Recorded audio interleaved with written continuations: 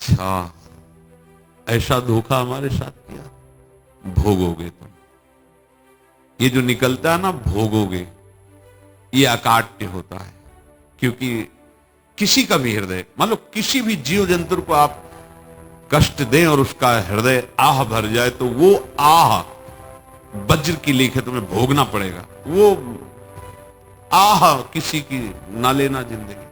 कोई ऐसा कोई आह भर करके कह दिया तुम समर्थ हो, हम तो कुछ कर नहीं सकते, वो अंदर से दुखी, फिर तुम्हारी सामर्थ्य काम नहीं करेगी, मिट्टी में मिला। नहीं कि आप जो कर रहे हैं कोई देख नहीं रहा, कोई हिसाब किताब नहीं, जो कर रहे हैं अवश्य में भोक्तव्यम। बहुत जीव स्वयं नित्य निरंतर कर्मों के जाल को रच रहा है और अपने आप को बांध रहा है। आपको मुक्त होना है, बंधना नहीं है। जीव का जन्म कर्मों के अनुबंध से होता है, कर्मों के बंधन से होता है, और उसको अपना ऋण चुकाना होता है। कर्मानुबंध ये बहुत सूक्ष्म विषय है। जैसे आप जिस परिवार में जन्म लिए हैं, तो उस परिवार के लोगों से आपका ऋण है, इसलिए उसी परिवार में आप आए हैं। और ऋणानुबंध, उसको बिना चुकाए या बिना वसूल किए आप वहां से जाएंगे नहीं। आपको लेना है तो वसूल करना है, और देना है तो चुकाना है। ये पूर्व के जन्मों से निश्चित किया गया है। जैसे किसी के यहां पुत्र हुआ, जन्म से ही पैसा खर्चा शुरू हुआ, जो बड़ा हुआ तो उद्दंडता के द्वारा मार पूरे परिवार को क्लेश पर क्लेश देता चला जा रहा है। ये तुम्हारे कर्म का फल है। या ऐसे शक्तिहीन बुद्धिहीन ऐसे पागल हैं, पूरे जीवन सेवा करो, तुमसे अपना हिसाब चुकाने के लिए वो आया है। अब परिवार के जो सदस्य जुड़े आके, मतलब पत्नी आते ही पूरी हृदय में आनंद, परिवार में आनंद, और जीवन भर वो आनंद ही सुख देने के लिए उसका जन्म हुआ। वो अपना ऋणानुबंध मुक्त, और आते ही भयंकर क्लेश खड़ा कर दिया, बीच में दीवार और झगड़ा वैसा, फिर अतरे दिन मारपीट शुरू, कलह अशांति, पूरा जीवन नरक हिसाब करने आए। यहां ऋण चुकाए बिना कोई जा नहीं सकता, ऋण चुकाना पड़ेगा। किसी का ऋण वसूल करना है तो किसी को ऋण चुकाना है, दोनों काम करने होते हैं। अनेक जन्मों में अनेक लोगों के साथ हमने जो बर्ताव किए हैं, अच्छे या बुरे, वो होंगे। अब किसी आदमी को हम जानते नहीं, अचानक मिला, अचानक टक्कर लगा और मार पीट गाली गुप्ता सब कर दिया, चुपचाप सह लो। क्यों? ये आपका हिसाब है, पूर्व का हिसाब। हमारा उससे कोई द्वेष नहीं, कोई संकल्प नहीं, अचानक घटना घटी और हमसे द्वेष करने लगा, हमें पीटने लगा, हमें गालियां दे, ये हिसाब है, चुपचाप सह जाओ। अपने घर का भाई ही भारी दुश्मन बन गया और क्लेश हिसाब है। एक प्रभुदत्त ब्रह्मचारी जी की वाणी में पढ़ा था, एक महात्मा जी भ्रमण करते थे, तो उस समय असरफियां चलती थी, मोहरे असरफियां, तो उनको भेंट में देते लोग। तो या तो ठाकुर सेवा में लगे तत्काल, या संत सेवा में तत्काल लगे, उसका संग्रह करके डोलना ये ठीक नहीं है बैरागी के लिए, सिद्धांत में ये ठीक नहीं है। तो जब 2, 4, 6, 8 ऐसे मोहरे हुई, उन्होंने विचार किया कि और भ्रमण करके जब काफी मोहरे हो जाएंगी तो प्रयागराज में जब कुंभ पड़ता है, एक बार पूरे सब अखाड़े के संतों को, अलग अलग संप्रदाय सब संतों को बुलाएंगे और सबको पवाएंगे। अब साधु है तो यही विचार करेगा, और क्या विचार करेगा। तो उन्होंने ऐसे डंडा बनवाया, बेंत, जो ऊपर से चूड़ीदार और भीतर पोला, और मोहरे उसमें डालते गए, और भ्रमण, जहां जहां श्रद्धालु भगत थे सबके यहां जाना और इच्छा रखना कि एक मोहर तो दे दे दक्षिणा में। कामना कोई भी हो वो बांधती ही है, ध्यान रखना। इसीलिए प्रभु जो चाहे वो करे, अपनी चाह नहीं रखनी चाहिए, अपनी चाह प्रभु की चाह में मिला देनी चाहिए। धीरे धीरे वो छड़ी भर गई, भ्रमण करने वाले महात्मा चूड़ी लगाई, इंतजार करते रहे। जब प्रयाग का कुंभ पड़ा तो चले। तो रास्ते में एक गांव में पूछा जाता है, जैसे कहीं रुको कि कोई श्रद्धालु ऐसा है जो संत सेवी है।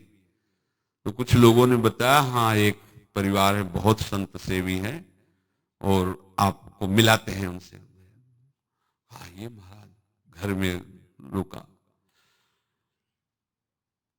खूब अच्छा हलवा पूड़ी पवाया और जो घर के मालिक थे चरण दबाए। चरण दबाते दबाते उनकी दृष्टि पड़ी उस डंडे पे, इतना मोटा और ऊपर से कुछ चूड़ी सी भी नजर आ रही, इस डंडे में तो कोई रहस्य है ही है। अब महात्मा जी को खवा पिला के सुला दिया। महात्मा जी जब सो गए तो पत्नी से धीरे से कहा वो डंडा लाओ बाबा जी का। डंडा वो चूड़ीदार जो ही खोला पलटाया तो सैकड़ों मोहरे। ऐसे संत रोज पधारे भगवान, तुम आनंद हो जाए फिर क्या। पत्नी से कहा नाप के कंकड़ लाओ। वो तो महात्मा जी तो खाए खीर पूड़ी आराम से सो रहे हो। रात में पूरी प्लानिंग करके उसमें कंकड़ भर के चूड़ी लगाकर सिराने रख दिया, सारी मोहरें हटा ली। महात्मा जी आराम से छड़ी उठाए तो वजन पक्का। वैसे बड़े लोग चतुर होते हैं पर ये नहीं जानते कि कर्म कितना भयानक होता है। और उनकी कोई संतान नहीं थी पर धन में इतना प्रेम उनको था। बहुत सावधान। साधु महात्माओं के पास जो अर्थ है, गृहस्थी अगर आता वहीं से है पर अगर उसको जोर जबरदस्ती या किसी छल कपट से तो वो उसका विनाश ही करता है। आज तक का प्रमाण है। अब उनको ये भाव पता नहीं होगा या पता होगा तो लोभ के कारण वो उसको मान नहीं पाए होंगे। महात्मा जी गए प्रयाग में, किसी अखाड़े पर रुके और वहां प्रार्थना की कि कल जो है संपूर्ण अखाड़ों का निमंत्रण किया जाए और सब संतों को भोग पवाया जाए, उनको दक्षिणा भी दी जाए। महंत ने सोचा कि बहुत बड़ा है तो उत्सव है, क्योंकि प्रयाग में कितने हजारों संत महात्मा सब। उनका महाराज बोरों इसमें चीनी और टीनों घी लगेगा, सब व्यवस्था। बोले आप मंगाइए, एक एक हिसाब हम करेंगे, हमारे पास सब व्यवस्था है। बोले कुछ तो पहले दे दो, इकट्ठे देंगे हम। उनको था कि अगर हम छड़ी खोला और दो चार मोहरे दी, किसी को पता लग गया तो गड़बड़ हो सकती। बोले हम भंडारे के समय आखिरी में सब कुछ आपको दे देंगे। ठीक। वो अपने पास से पैसे लगाकर खूब जितना सामग्री सब लाए लाखों की और सब संतों को निमंत्रण कर दिया। संत जन निमंत्रित हो गए, भंडारा बन रहा है। तब वहां के महंत है, उनका देखो भंडारा भी बन रहा है, संतों को निमंत्रण। अब आप अर्थ की व्यवस्था कीजिए, क्योंकि इतनी बड़ी हमारी सामर्थ्य नहीं थी जितना हमने किसी तरह हमने व्यवस्था की। अब मुझे अर्थ चाहिए, तभी आगे की व्यवस्था बढ़ेगी। संतों को दक्षिणा देंगे और जिनसे अर्थ लिया उनको दे। देखो रसोई बन गई सब। उनका छत में विश्वास नहीं तो यार चूड़ी खोली। उनको तो था ना कि मोहरे हैं कंकड़।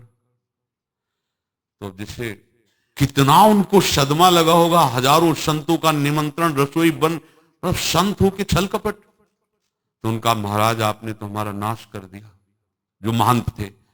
अब बताओ रसोई बन गई, संत निमंत्रित हो गए और आप ये कंकड़ दिखा रहे हैं हमको।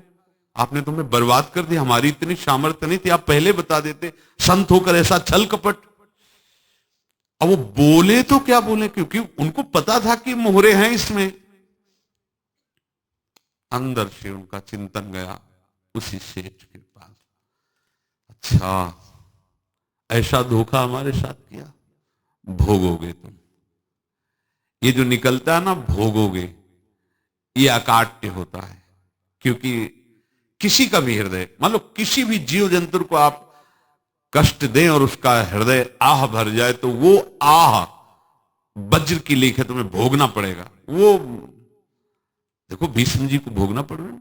सांप को ऐसे धनुष की नोक से उठाया और बंबूल के कांटों के ऊपर फेंक दिया, कई दिन तक छेदा हुआ, वो आह भर करके मरा। तो आपको 6 महीने बाणों की सैया पर आह किसी की ना लेना जिंदगी में। कोई ऐसा कोई आह भर करके कह दिया तुम समर्थ हो, हम तो कुछ कर नहीं सकते। और अंदर से दुखी, फिर फिर तुम्हारी सामर्थ्य काम नहीं करेगी, मिट्टी में मिला देगी। फिर ये तो संत थे और भगवत आराधना के लिए, संत आराधना के लिए ही ऐसा किए हुए थे। अब इनका कैसे मुंह दिखाएं? अब क्या करें?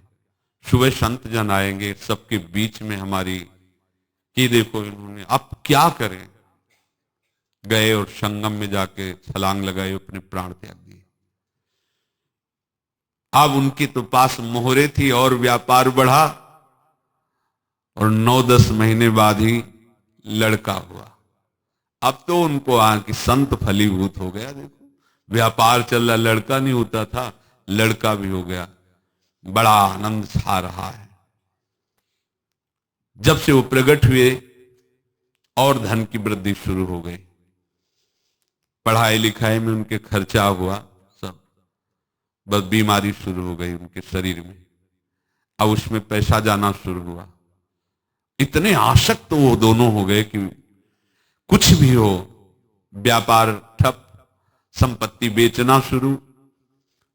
तो उन्होंने कहा कि बेटा मैं क्या कर सकता हूं तुम्हारे लिए?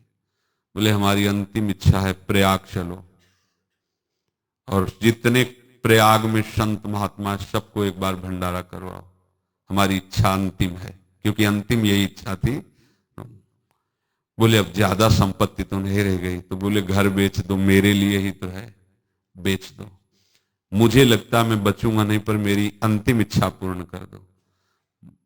घर बेच दिया, जेवर बेच दी। वहां गए, जब संत सेवा की तो बोले मुझे संगम तक ले चलो।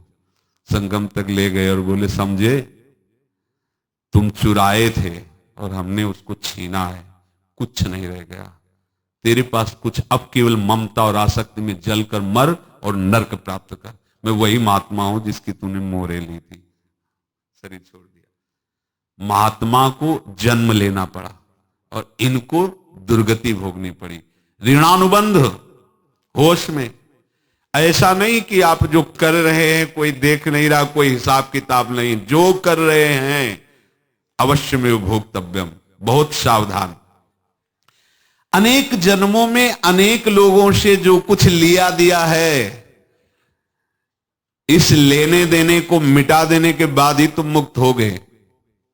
इसीलिए एक उपाय है, लेना न देना मगन रहना। क्या? मालिक को समर्पित हो जाओ, मालिक को अपना माना हुआ समर्पित कर दो, खत्म। अहम त्वाम स्वरूपापेभ्यो मोक्षयिष्यामि, सब खत्म, आगे पीछे लेना देना सब खत्म। एकादश स्कंद में भगवान श्री कृष्णचंद्र जी ने कहा जो मेरे चरणों का आश्रय लेकर मेरा भक्त मेरा भक्ति करता है, उसके पितृ ऋण, मातृ ऋण, देव ऋण, ऋषि ऋण, सब ऋणों से मैं मुक्त कर देता हूं। बस यही एक उपाय है जो इसके बंद करने का उपाय भक्तों के लिए है, वो यही है, भगवान की शरण में होकर अपना माना हुआ पूरा भगवान के अर्पित कर दो। अर्पित करने का तात्पर्य उसमें अहम हटा दो। तदीयम वस्तु गोविंदम तुभ्यमेव समर्पये। जिनसे तुमने सेवा करवाई है उनकी सेवा करनी पड़ेगी, जिनसे तुमने जो कुछ लिया है उनको देना पड़ेगा। ये लेने देने का व्यापार जब तक समाप्त नहीं होगा तब तक तुम्हारा जन्म मरण चलता रहेगा। अब आपको यहां समझना है, यदि आपसे किसी ने पैसे लिए बेईमानी करके नहीं दे रहा है तो आप उसको गाली मत दीजिए, आपने बेईमानी की थी इसलिए आपकी बेईमानी हुई है, ले गया, कोई बात नहीं है, बंधन से मुक्त हुए, जो बोझा था चला गया। उसको ऐसा ना देखे कि ये बेईमान हमारे रुपए मार लिए, अब जो कुछ होगा देखेंगे। अगर आप आगे नया कुछ करते हैं तो फिर आगे का हिसाब आपको भोगना पड़ेगा, ध्यान रखना। ऐसा नहीं है कि आपको भोगना नहीं पड़ेगा। एक ही उपाय है कि अब जो शरीर धारण के इसी में जो भोग ले, आगे ना होना चाहिए। तो क्या करे? सर्वतो भावेन भगवान की शरण ले ले। ये तो सर्वाणि कर्माणि मयि सन्न्यस्य मत्पराहा अनन्येनैव योगेन माम ध्यायन्तु उपासते तेषाम् अहं समुद्धर्ता मृत्यु संसार से। ये बड़ा कठिन है पार होना, कोई छोटी मोटी बात है। एक महात्मा बाल्यावस्था से भजन करते थे, शालिग्राम भगवान पास रखते थे और उन्हीं की आराधना करके बस पाठ, नाम, जप और भ्रमण करते थे। यौवन अवस्था थी, गंगा जी के किनारे अपने ठाकुर को विराजमान करके स्नान करने के लिए कपड़ा ही उतार रहे थे कि 90 लोग आ गए, भाला तलवार सब लेके, मारो मारो इसको मारो, घेर लिया। तो उन्होंने हाथ जोड़कर कहा हमने क्या अपराध किया, कोई सुन ही नहीं रहा। तो उन्होंने कहा मार तो डालोगे ही आप 90 लोग, हम कोई अस्त्र शस्त्र तो लिए नहीं, एक बार हमें गंगा में डुबकी लगा देने दो और अपने ठाकुर को स्नान करा देने दो, फिर इसके बाद आप मार देना। भगवत इच्छा से वो लोग रुक गए, स्नान किया और अंदर से प्रार्थना की, प्रभु ये क्या लीला है आपकी, आपके सिवा मेरा कोई है नहीं और ये मुझे मारना चाहते हैं। तो भगवान ने जानते हो क्या कहा उनके अंतर में, तुम मेरे में ध्यानस्थ हो करके शरीर को छोड़ो, ये लोग मारेंगे।